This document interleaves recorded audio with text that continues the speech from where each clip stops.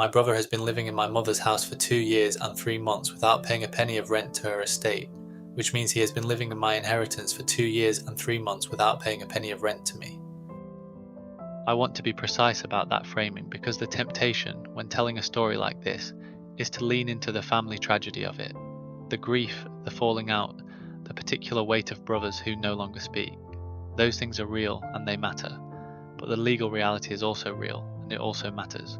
And the legal reality is this. My mother's estate is worth approximately £480,000. It was supposed to be distributed within 12 months of her death. It has been frozen for over 2 years, and my brother, as the sole executor, the person legally responsible for administering it, has been the primary beneficiary of that freeze because he has been living in the estate property while it sits undistributed and untouched. My mother died in January 2022. She left a will dividing her estate equally between my brother Daniel and me. She appointed Daniel as sole executor because, as she told me once in a conversation I have thought about many times since, she trusted him to be organised. She died not knowing that organised and expedient are different things, and that some people use their organisational skills to manage outcomes rather than to discharge obligations. I am in a solicitor's office in November 2023. The estate has not been distributed. Daniel is still in the house. This is the story of what it took to get here, and what happened when the judge looked at the timeline. Let me be honest about Daniel for a moment because context matters. He and my mother were close in the years before her death in a way that I, living further away, was not. He visited her weekly. He managed her GP appointments. He drove her to her care home assessments. When she was admitted to the care home for the last 4 months of her life, it was Daniel who visited most frequently, who managed her affairs, who was present in ways I was not. He earned her trust. He earned his role as executor. I did not contest that at the time, and I am not contesting it now in any retrospective sense. What I'm contesting is what he did with it. The first indication that probate was not proceeding normally came in June 2022, 5 months after my mother's death. I had not received any update from Daniel about the estate administration, which is not itself unusual in the early months when a grant of probate is being obtained and assets are being identified. I sent him an email asking for an update. He replied that things were progressing and that he would be in touch when there was news. The grant of probate was issued in August 2022. I found out through a public records search in October because Daniel had not told me. Let me stop here, 2 minutes in, and explain why that detail matters. A grant of probate, the official confirmation of the executor's legal authority to administer the estate, is a prerequisite for distributing assets. It was issued in August. An executor who intends to administer an estate within a reasonable time frame would typically begin the process of gathering and distributing assets shortly after the grant is issued. The general expectation, and in many circumstances the legal obligation, is that an estate is administered within 12 months of the grant, a period known informally as the executor's year. Daniel had his grant. He did not distribute the estate, and he was living in the house. I instructed a solicitor named Gil in November 2022. Gil has 20 years of experience in contentious probate and a specific expertise in executor misconduct, which she defines as any conduct by an executor that constitutes a failure of their fiduciary duty to the beneficiaries. Fiduciary duty is the legal obligation to act in the best interests of the estate and its beneficiaries, rather than in your own interests.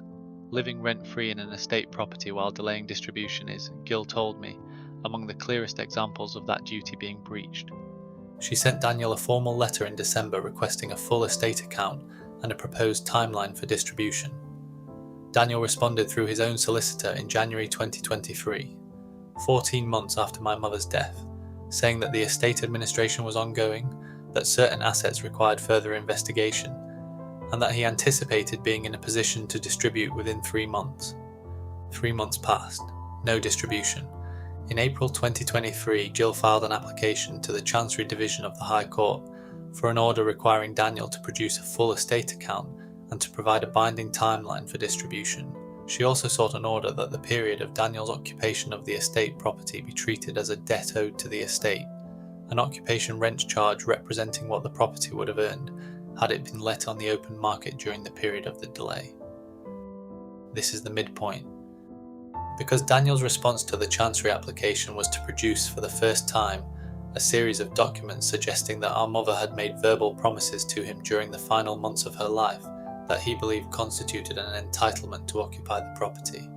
He said she had told him he could stay as long as he needed.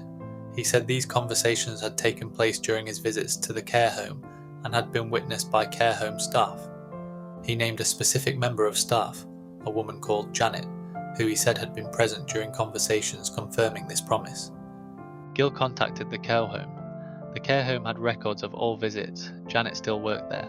Janet agreed to provide a statement. Janet had been present during Daniel's visits. She had kept contemporaneous records in the care home's daily log, as was standard practice. Her records covered the final 4 months of my mother's life. They documented each visit, the duration, my mother's condition and level of engagement, and any notable exchanges. Janet's statement said she had no record of any conversation in which my mother had made promises about the property. Her contemporaneous logs showed that in the final 6 weeks of my mother's life, her capacity had been significantly diminished due to the progression of her condition. She had documented this in real time. She was clear that during the period Daniel cited, my mother would not have been in a position to make binding promises of any kind. The judge who heard the Chancery application in October 2023 reviewed Janet's statement, the care home logs, and the timeline of Daniel's administration. He described Daniel's delay as inexplicable in the context of a straightforward two-beneficiary estate. He found that no enforceable promise had been made. He ordered full distribution within 60 days, appointed a joint administrator to oversee it because the court was no longer satisfied that Daniel could be trusted to act unilaterally, and ordered that Daniel pay occupation rent for the full period of his residence, calculated at the open market rental value of the property from the date the grant of probate was issued. Full justice served. Daniel paid the occupation rent from his share. The estate is being distributed. The house is being sold. The bittersweet part is that Daniel is my brother. We have not spoken since January 2023. We will not speak at Christmas. We will probably not speak at whatever family events remain, and families that have lost one parent are not abundant in family events. My mother appointed him because she trusted him. She trusted him because she loved him. The thing she did not know is that love is not the same as accountability, and that the person you trust with something important is not always the person who will honour that trust when there is something to be gained by not honouring it. I do not hate Daniel. I find it very difficult to tell you what I feel about him actually, because it's not simple enough to have a name. Janet retired from the care home in September. I sent her a card. She probably does not know what her notes meant to the outcome of this case. They meant everything. What would you have done if your brother had been in your mother's house for 2 years and told you it was proceeding? I hired Gill. I kept asking. I did not stop asking because stopping felt like accepting, and accepting felt like something I could not explain to my mother.